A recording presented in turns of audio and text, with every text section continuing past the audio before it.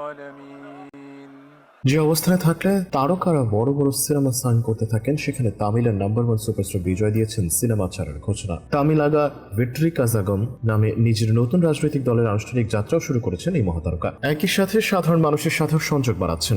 দক্ষিণের এই number one superstar সম্প্রতি 3,000 মানুষের সাথে ইফতার এবং নামাজ আদায় করে চারদিকে শোরগোল ফেলে দিয়েছেন। সিনেমা জগৎকে বিদায় বলে দিয়ে বিজয় এবার চেষ্টা করছেন ভোটারদের সাথে নিজের যোগাযোগ বাড়াতে। তবে বিজয় কি শুধু ইফতার করেছেন নাকি সারাদিন রোজাও রেখেছিলেন? কেমন চলছে তার রাজনৈতিক কার্যক্রম, সেসব কিছু বিস্তারিত থাকছে ট্রেন্ডস নামের আজকের এই ভিডিওতে।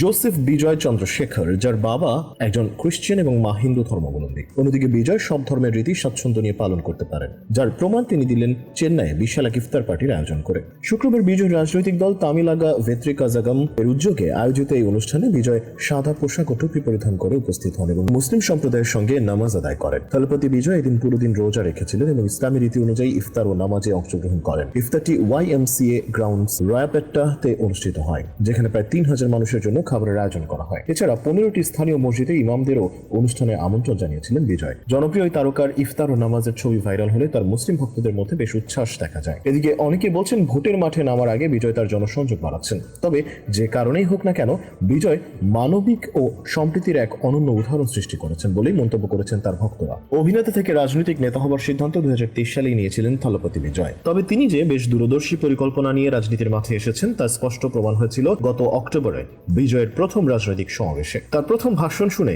কাঁপন ধরে গিয়েছে ক্ষমতাসীন দলগুলোর। সেই সমাবেশে 7 লাখের মতো জনসমাগমও বুঝিয়ে দিয়েছে আগামীতে বিজয়ের মুখ্যমন্ত্রী হওয়ার সম্ভাবনা কতটা জোরালো। ক্যারিয়ারের স্বর্ণ সময়ের সর্বোচ্চ পারিশ্রমিক ত্যাগ করে রাজনীতিতে এসে বিজয় কি পারবেন তামিলের জনগণের ভাগ্য পরিবর্তন করতে? এখন এই প্রশ্নই ঘুরপাক খাচ্ছে প্রত্যেক তামিলিয়ানদের মনে। বিজয় আগেই জানিয়েছেন চুক্তিবদ্ধ সিনেমাগুলো শেষ করে সার্বক্ষণিকভাবে জনসেবায় মনোনিবেশ করবেন তিনি। তামিলনাড়ুর জনগণের জন্য এটা হবে তার প্রতিদান। বিজয় তার এই পরিকল্পনা যে দৃঢ়তার সাথেই নিয়েছেন তা আবারও প্রমাণিত হয়েছে দলটির প্রথম রাজনৈতিক সমাবেশে। প্রথম জনসভা থেকেই দলের লক্ষ্য এবং ভবিষ্যৎ কর্মপন্থার কথা জানিয়ে দিলেন তিনি। একই সঙ্গে তামিল রাজ্যের ক্ষমতাসীন দল DMK কেও ছেড়ে কথা বলেননি বিজয়। গত 27 অক্টোবর তামিলনাড়ুর ভিল্লুপুরম জেলার বিজয়ের দল TVK এর সভাটি হয়। রাজনৈতিক বিজয়ের বক্তব্য শুনতে লক্ষ লক্ষ মানুষ সভাস্থলে জড়ো হয়েছিল।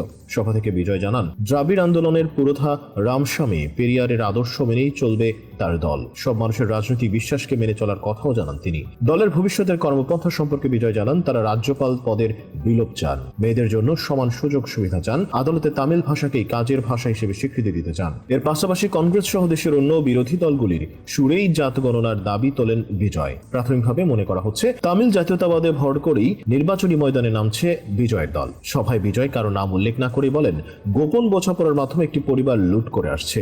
রাজনৈতিক পর্যবেক্ষকদের একাংশ মনে করছেন বিজয় তামিলনাড়ুর মুখ্যমন্ত্রী তথা করুণাধীর পুত্র MK স্ট্যালিনের পরিবারকে ইঙ্গিত করেছেন। দ্রাবিড় মডেলের নাম করে কেউ কেউ মানুষকে বিভ্রান্ত করছেন বলেও কটাক্ষ করেন অভিনেতা থেকে রাজনৈতিক হয়ে ওঠা বিজয়। তামিলনাড়ুর উপমুখ্যমন্ত্রী তথা স্ট্যালিন পুত্র উদয়নিধি অবশ্য বিজয়কে প্রিয় বন্ধু বলে সম্বোধন করে ভবিষ্যতের জন্য শুভেচ্ছা জানিয়েছেন। কলকাতার এক সময়কার জনপ্রিয় শিশু অভিনেতা এবং বর্তমানে social media influencer Aritra Dutta Banik বিজয়ের প্রথম ভাষণে ভূয়সী প্রশংসা করেছেন। তিনি বলেছেন, ফিল্ম স্টার রাজনীতিবিদ আসলে কেমন হওয়া উচিত তার সাম্প্রতিক উদাহরণ থলপতি বিজয়। লাখ লাখ মানুষের সমাগম, মাইকে ঘোষণা হচ্ছে, মঞ্চে আসছে জননেতা থলপতি। চিৎকার, সিটি, করতালি, কনভয় থেকে নামলেন সিনেমার সুপারস্টার থলপতি। পাশের সিকিউরিটি সরে গেল, লাখ লাখ মানুষের সালাম আর করতালির মাঝে হেঁটে স্টেজে উঠছেন বিজয়। মাইক হাতে নিলেন, একটাও ফালতু কথা নয়। উঠেই মাইক নিয়ে মানুষকে বোঝালেন রাজনীতিবিদ হিসেবে তার নিজস্ব দ্রাবিড় ভারতের দর্শন। তিনি তার রাজ্যকে কিভাবে দেখেন, আগামীতে কিভাবে দেখতে চান, কি কি পলিসি ভাবছেন, বড় রাজনৈতিক দলগুলির সঙ্গে সিটি শেয়ারিং স্ট্র্যাটেজি নিয়ে কি ভাবছেন। জনসমাবেশ থেকে মানুষ সত্যিকারের কিছু ভাবনা চিন্তা নিয়ে বাড়ি ফিরলেন। ভারতের ইতিহাসে থলপতি পপুলার পলিটিক্সে বড় ছাপ ফেলবেন। সত্যিকারের সেলিব্রিটি রাজনীতিবিদদের নিয়ে আগ্রহী হলে অবশ্যই থলপতির ভাষণটি শোনা উচিত। রাজনৈতিক মতাদর্শ ভিন্ন হতে পারে, কিন্তু লিডারশিপ ও কমিউনিকেশন দেখার জন্য বিজয়ের ডেবিউ স্পিচ শোনাটা জরুরি। অন্যদিকে সুপারস্টার বিজয়ের দলের সমালোচনা করছে তামিলনাড়ুর ক্ষমতাসীন DMK ও বিরোধী দল AIADMK। তারা বলছেন থলপতি বিজয় ক্ষমতাসীন DMK এর আদর্শ নকল করে দল গড়েছেন, আর বিরোধী দল বলছে ককটেল ফর্মুলা নিয়ে এসেছেন তিনি। DMK नेता TKS के पवित्र महीने में थलपति विजय ने चेन्नई में किया इफ्तार पार्टी का आयोजन। नमाज पढ़ते समय टोपी पहनी।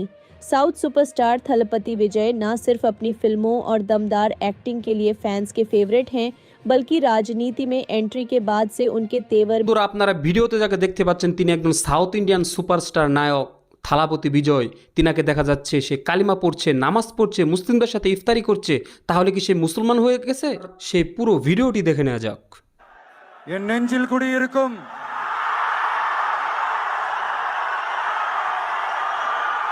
எனது அன்பான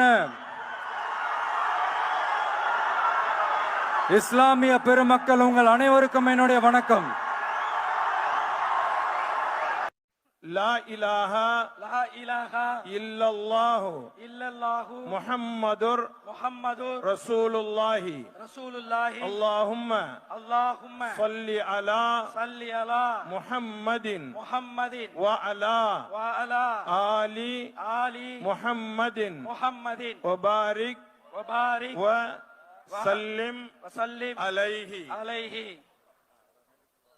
اللهم لك صمت وبك آمنت وعليك توكلت وعلى رزقك أفطرت فتقبل مني يا الله உனக்காகவே நோன்பு நோற்றோம்.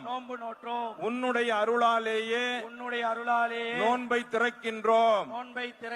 எங்களுடைய ননবাই তো সম্মানিত ভিউয়ার্স, আপনারা লক্ষ্য করেছেন থালাপতি বিজয় সাহেব তিনি মুসলমানদের সঙ্গে কালেমা পড়তেছে এবং ইমাম সাহেবের সঙ্গে সঙ্গে তিনি নামাজও পড়েছেন, ইফতার পার্টিতে শরীকও হয়েছেন।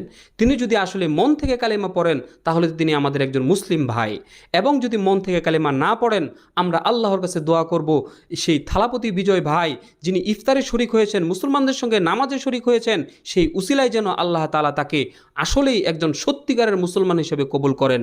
আলহামদুলিল্লাহ, আমিন। আল্লাহ তাআলা কবুল করুক। আমরা সবাই থালাপতি বিজয় ভাইয়ের জন্য দোয়া করি, এবং এই ভিডিও সম্পর্কে যদি আপনাদের কোনো মূল্যবান মতামত থাকে জানিয়ে দিন আমাদের কমেন্ট বক্সে, এবং নিত্য নতুন ভিডিও পেতে আমাদের চ্যানেলটি সাবস্ক্রাইব করে বেল আইকনটি প্রেস করুন।